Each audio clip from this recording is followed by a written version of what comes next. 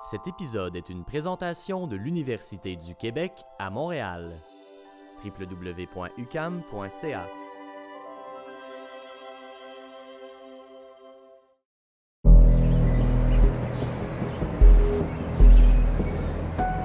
J'ai lu récemment un livre important qui s'intitule « Le rêve de Champlain », publié par l'historien David Fisher.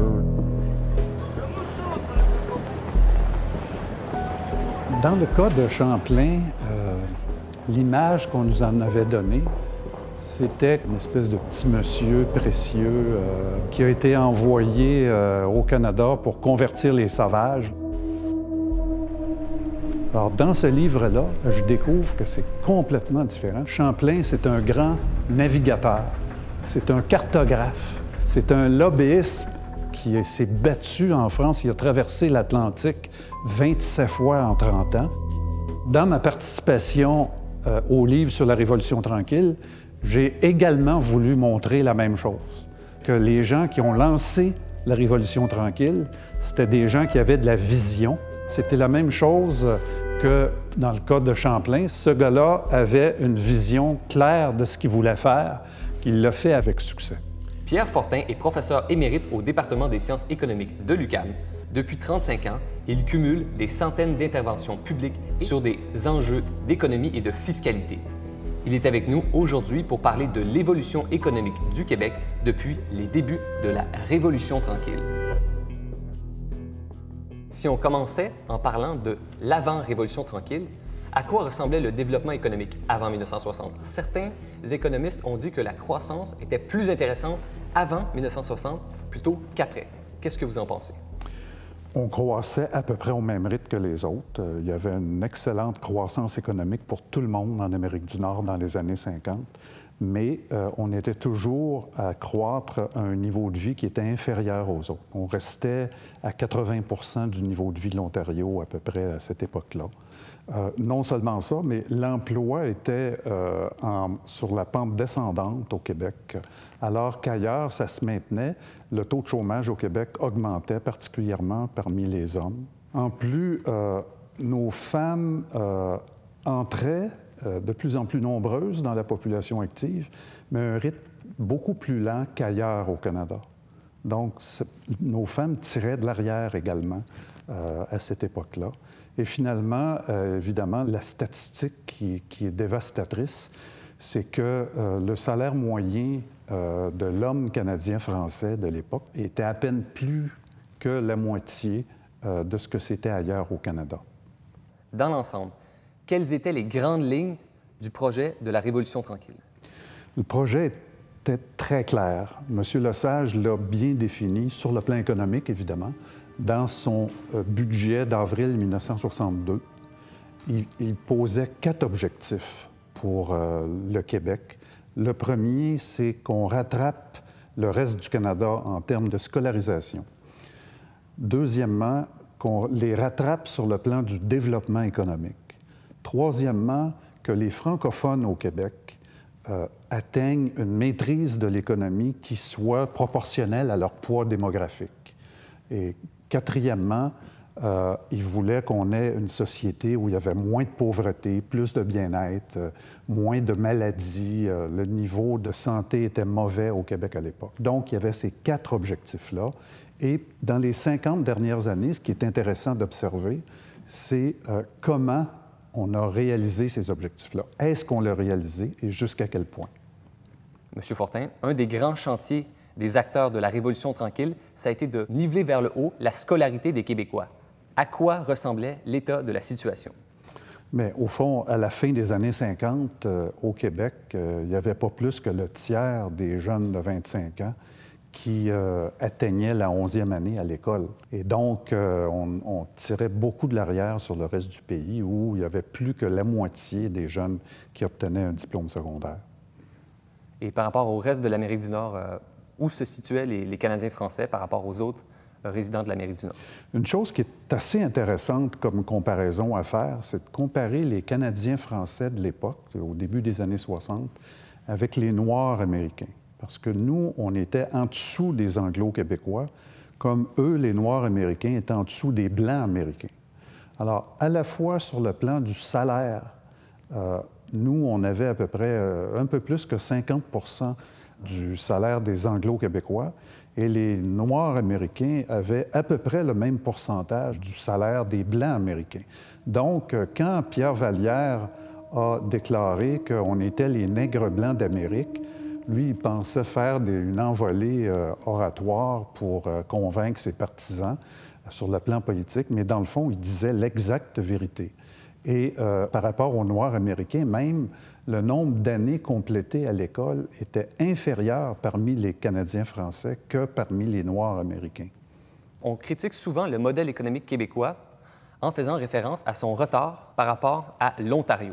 De nos jours, à quoi ressemble l'écart économique entre le Québec et l'Ontario? Bien, aujourd'hui, l'écart est à peu près 4 on a commencé à la fin des années 1920, on avait un écart de 7 avec l'Ontario. On a pris une plonge vers la fin des années 30 et au début des années 40, pendant la Deuxième Guerre mondiale. Et on est descendu jusqu'autour de 20 d'écart avec l'Ontario. Donc, on est parti de 7, on est descendu à 20. Et pendant le deuxième régime Duplessis, de 1944 à 1960, ça n'a pas bougé. On est resté à peu près 20 en arrière de l'Ontario.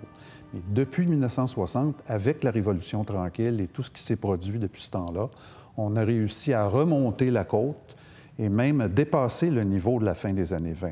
Alors, l'écart n'est plus que de 4 en niveau de vie avec l'Ontario.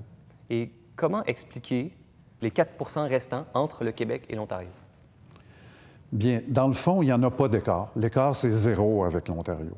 Mais la raison pour laquelle la mesure du niveau de vie au Québec est encore 4 en dessous de celle de l'Ontario, c'est parce que chez nous, on valorise plus le temps libre qu'en Ontario. C'est-à-dire, chez nous, les gens travaillent moins d'heures par semaine, moins de semaines par année et moins d'années dans leur vie active. On prend notre retraite plus tôt qu'ailleurs. Et évidemment, si on travaille moins d'heures, on a moins de revenus. Et c'est ça qui explique le 4 de différence avec l'Ontario. Mais dans la mesure où c'est un acte volontaire, on peut s'acheter du temps libre comme n'importe quoi d'autre, comme du beurre de pinot Kraft. Ce 4 %-là, au fond, c'est comme si on l'avait en revenu, mais on y renonce parce qu'on veut plus de temps libre, on veut passer plus de temps avec nos familles, plus de temps avec nos amis, on veut faire plus de sport, lire plus, etc. Et par conséquent, c'est ça qui explique qu'on est encore dans les statistiques quelques points de pourcentage en dessous de l'Ontario. Mais dans la réalité, notre niveau de vie véritable là, est à peu près le même que celui des Ontariens. Est-ce que vous diriez que l'essentiel du retard économique du Québec avant la Révolution tranquille s'explique par une sous-utilisation de l'État comme principal levier de développement collectif? Oui. Il y a beaucoup d'historiens qui, voulant réhabiliter Duplessis, disent, bien là, il nous a fait un beau cadeau, Duplessis. On avait, au début de la Révolution tranquille, un État qui avait pratiquement pas de dette. Ce qu'on omet souvent de dire, c'est que la raison pour laquelle on n'avait pas beaucoup de dettes, en tout cas beaucoup moins que l'Ontario, c'est qu'on n'avait pas construit d'écoles, on n'avait pas construit d'hôpitaux, on n'avait pas construit de routes, les infrastructures étaient en retard partout et évidemment, ça plombait le développement économique du Québec. Et donc, l'État québécois était impliqué dans l'économie, mais avait accusé un retard important dans le développement des infrastructures qui sont absolument nécessaires pour le développement économique. C'est dans les années 60 qu'on s'est mis à construire des écoles, des hôpitaux, le métro à Montréal notamment, et on a développé les infrastructures routières. Monsieur Fortin, des gens vont quand même vous répondre que c'est Duplessis qui a levé le premier impôt provincial. Est-ce qu'il n'y a quand même pas des bons côtés sous Duplessis? Bien oui, Duplessis a fait un certain nombre de bons coups, notamment, comme vous mentionnez, il a lancé le ministère des Finances du Québec en levant le premier impôt sur le revenu du Québec. Le ministère des Finances du Québec, c'est le plus important et le plus compétent de tous les ministères de Finances au Canada, je dirais au moins sur un pied d'égalité avec le ministère fédéral des Finances, en proportion du nombre de fonctionnaires qui y travaillent. Quand on va, par exemple, dans des conférences fédérales provinciales ou des conférences interprovinciales, toutes les autres délégations provinciales se tournent vers le ministère des Finances du Québec pour leur demander « mais est-ce que telle ou telle proposition du gouvernement fédéral, ça a du bon sens, est-ce qu'on devrait accepter ça? » Et donc, c'est une autorité, le ministère des Finances du Québec, qui est reconnu dans l'ensemble du Canada. Et ça, c'est un cadeau que Duplessis nous a fait. C'est stupide de penser que Duplessis, c'est purement un grippette et il nous a laissé seulement des mauvais coups. Il a fait un certain nombre de bons coups.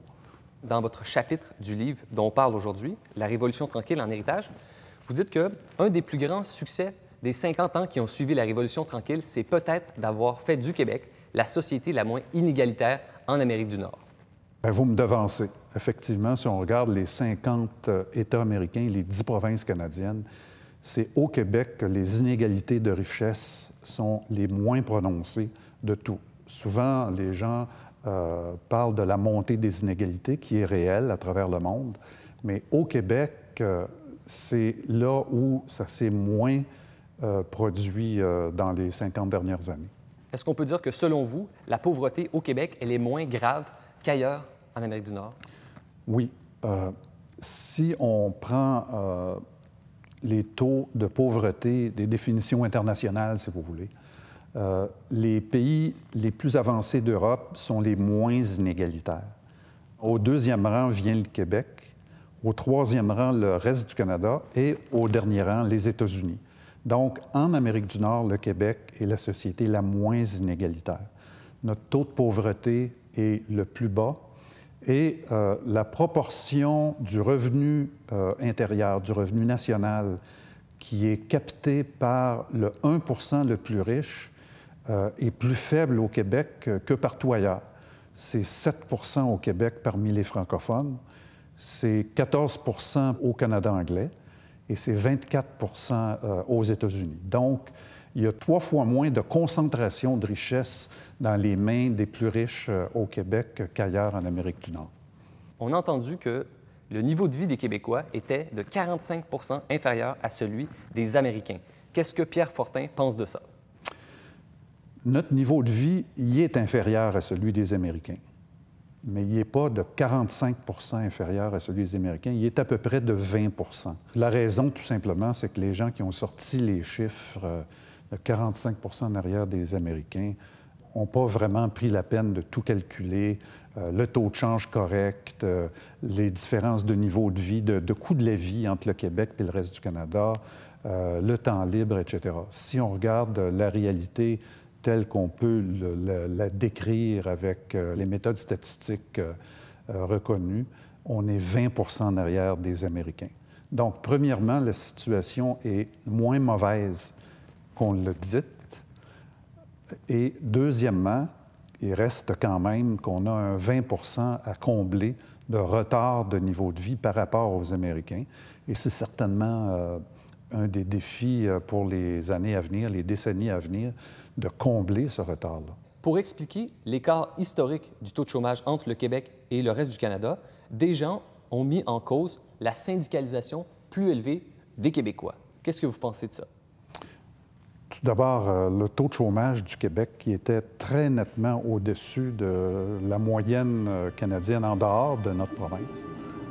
Il y a une décennie ou deux, mais maintenant, on est à peu près dans la moyenne canadienne. Ça, c'est clair. Il y a eu une énorme amélioration. Est-ce que le syndicalisme va contribuer à ce taux de chômage élevé-là à l'époque? Ça a pu être le cas. Ça a pu être le cas, par exemple, en poussant énormément sur les salaires à la fin des années 70. Le syndicalisme a rendu la main-d'œuvre tellement coûteuse que les entreprises en ont embauché de moins en moins. Et le chômage au Québec a monté 3, 4 ou 5 points au-dessus du taux de chômage, par exemple, de l'Ontario, la province voisine. Par contre, au début des années 1980, l'attitude syndicale a changé. Plutôt que de chercher à avoir les salaires les plus élevés possibles, on a cherché à protéger l'emploi le mieux possible. Et là, comme par enchantement, le taux de chômage au Québec a baissé progressivement vers la moyenne canadienne. En d'autres mots, ce que ça veut dire, c'est que L'influence des syndicats sur le chômage dépend des objectifs qui sont poursuivis par les syndicats. Il n'y a pas de lien causal absolu, absolument nécessaire entre le syndicalisme et le chômage.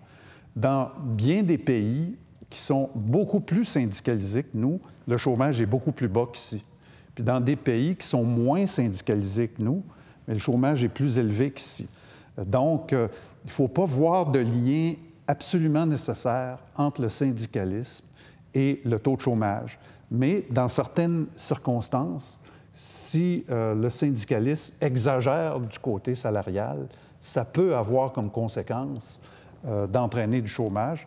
Et au contraire, quand il cherche plutôt à créer des conditions pour protéger l'emploi, ça peut faire baisser le chômage. Le syndicalisme est capable de faire baisser le chômage. Dans votre chapitre, il y a un graphique qui est intéressant à ce sujet-là, c'est le nombre de journées dans une année perdues pour cause de grève ou de lockout. Et vous montrez que ça a vraiment chuté radicalement depuis les années 1970. Alors, au début des années 60, le syndicalisme était dans ses premiers balbutiements au Québec. Alors, progressivement, il y a eu une syndicalisation de plus en plus grande du secteur privé, mais surtout du secteur public. Mais on n'avait pas la pratique du syndicalisme dans le secteur public bien développée à l'époque, et ça a parti tout croche dans les années 70. Les conflits étaient absolument épouvantables. On avait, par exemple, les pompiers en grève, les policiers en grève, les médecins en grève, les infirmières en grève. Il y avait des feux à Montréal, puis les pompiers ne répondaient pas. Bon, ça allait mal partout. Évidemment, dans cette période-là, on voit énormément de jours perdus pour raison de grève ou lockout au Québec. Mais depuis 20 ans, 25 ans au Québec, les relations industrielles sont pacifiques et l'emploi au Québec va très bien. Bon, les salaires n'augmentent jamais aussi rapidement qu'on veut, mais au moins le syndicalisme a fait sa contribution à la réduction du chômage et puis à la croissance économique plus normale au Québec depuis 25 ans. Si on vous demandait de faire un bilan, 50 ans après la Révolution tranquille, quels sont les grands enjeux qui sont derrière nous? Ce qu'on a réalisé, c'est un rattrapage sur le plan éducatif. Notre niveau moyen d'éducation au Québec est égal à celui de la grande province voisine. Si on mesure ça par le nombre moyen d'années complétées à l'école, c'est aussi bon chez nous qu'ailleurs au Canada. Par contre, il nous reste beaucoup de défis à rencontrer aux deux bouts de la distribution scolaire. D'un côté, notre taux de décrochage scolaire est plus élevé que dans les autres provinces, donc il faut travailler fort là-dessus.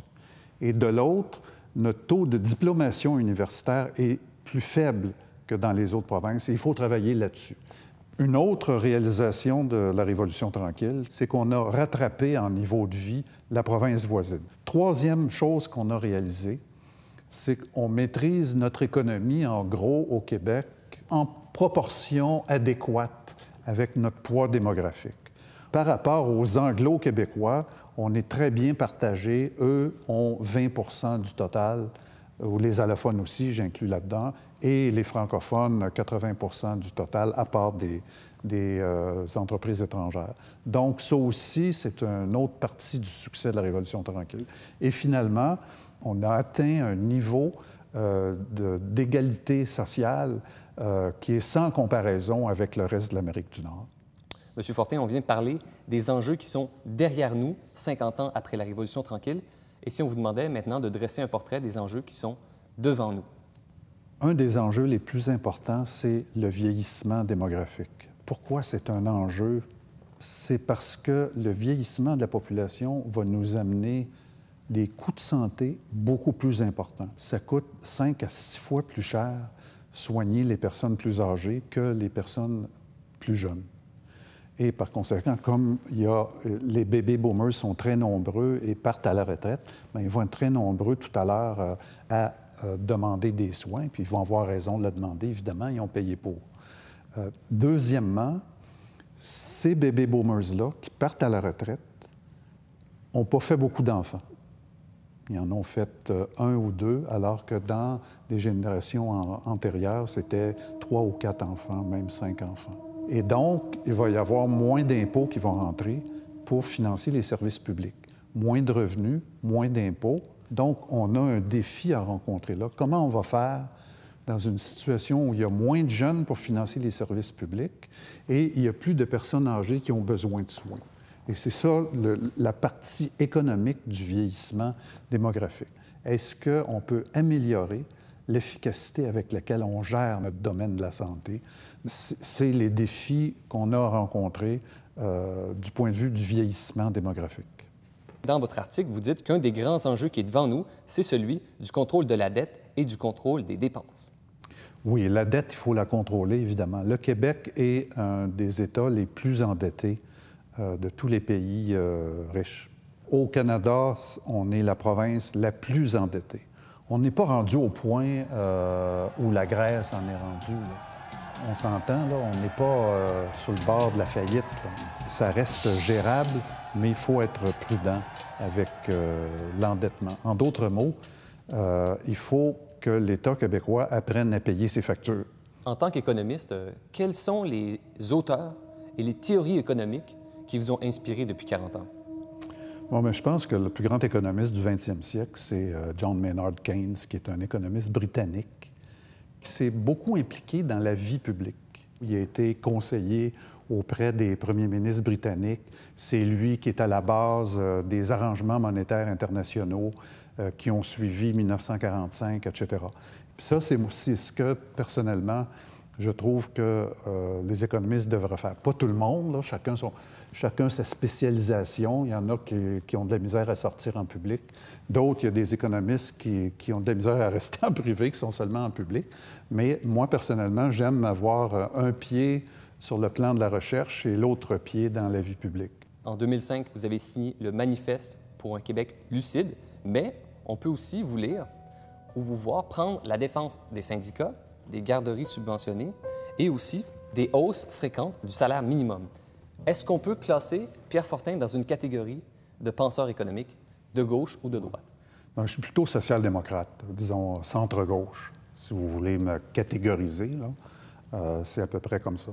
Mais il faut comprendre que la vérité se situe jamais juste d'un côté. Premièrement, la partisanerie me pue au nez, pour être franc avec vous, là. Et il y a des choses épouvantables que la gauche dit. D'autre part, il y a des choses épouvantables que la droite dit. Il y a des choses bonnes qui sont dites à droite, il y a des choses bonnes qui sont dites à gauche, et également des choses mauvaises qui sont dites d'un côté ou l'autre. Et puis, ce que je cherche à faire, c'est, quand il y a des affirmations qui sont faites, c'est de prendre un certain recul et d'essayer de juger sur la base logique ces affirmations-là, plutôt que de m'en tenir purement à la réaction émotive initiale. C'est pas facile, là, parce qu'on a tous des émotions, j'en mets comme tout le monde, mais il faut essayer de prendre un certain recul. Mais ça, évidemment, ça veut dire que vous avez toujours l'air, un gars comme moi a toujours l'air d'avoir tout le monde contre lui, parce que d'un côté, les gens de gauche me trouvent à droite, puis les gens de droite me trouvent à gauche, comprenez-vous? Donc, j'ai tout le monde contre moi tout le temps. Et dans un sens, c'est comme si j'étais une espèce d'agent double intellectuel, si vous voulez. On accuse souvent les économistes de faire partie d'un champ scientifique qui est autiste aux autres enjeux qui peuvent être affectés par des décisions économiques sur la culture, sur l'environnement, sur la société.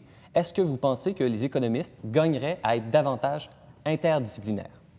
Bien, tout le monde y gagnerait, pas seulement les économistes, hein. Il y a d'autres spécialistes de sciences humaines qui sont autistes, eux autres aussi, de leur côté, parce qu'ils ne regardent jamais les chiffres, puis ils fonctionnent juste avec l'idéologie. Je pense que ce qui est souhaitable, c'est que tout le monde ait une pondération raisonnable entre la recherche de la vérité, notamment en regardant les statistiques, en faisant des calculs, etc., et d'autre part également de bien pointer ça sur les vrais enjeux de la société.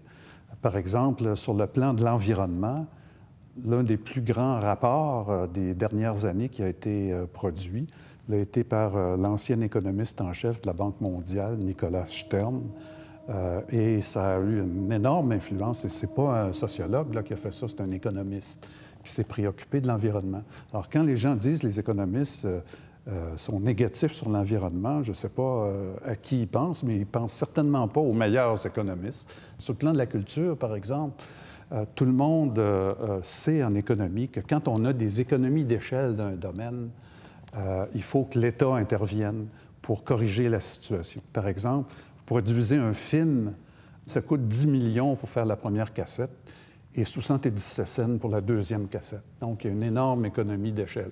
Okay? Ça veut dire que le même film qui coûte 10 millions aux États-Unis, vous avez un marché de 300 millions pour l'écouler. Alors qu'au Québec, un film qui coûte le même prix, vous avez seulement 8 millions ou 7 millions de personnes pour l'écouler. C'est sûr que si l'État n'intervient pas au Québec, on est dead. Dead, c'est pire que mort.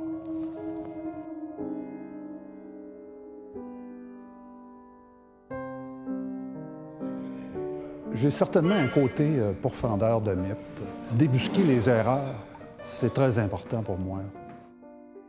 De ce que je conçois comme étant le rôle d'un économiste universitaire. Il faut que tu fasses ton travail de recherche, que tu construises ta réputation d'un côté, mais de l'autre, que le monde qui ont payé tes études, qui paye ton salaire parce que tu es à l'université, ait l'impression que tu es là pour retransmettre ce que tu as réussi à faire. Alors, pour moi, c'est ça l'idéal. C'est d'un côté, être solide dans ta recherche, développer ta réputation de chercheur, mais de l'autre, de t'impliquer dans la vie publique, en somme. La beauté de la chose dans le métier que je fais, c'est que des fois, pas tout le temps, mais des fois, ça a des conséquences, ce qu'on fait.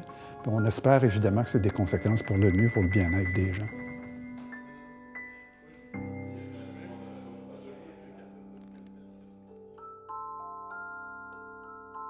Cet épisode est une présentation de l'Université du Québec à Montréal.